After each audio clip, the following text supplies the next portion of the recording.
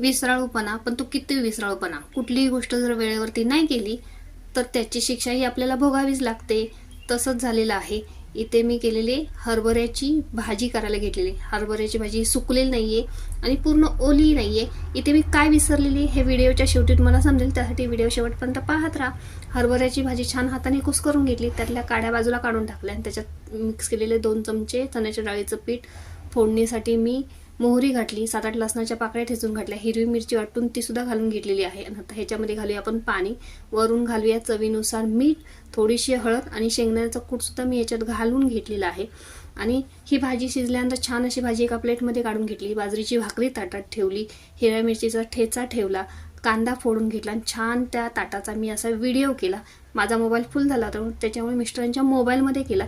मिस्टरांचा सुद्धा मोबाईल फुल झाला, त्याच्यामुळे त्यांनी तो व्हिडिओ उडवून टाकला आणि व्हिडिओच्या शेवटी हे ताटाचा व्हिडिओच नाही आहे.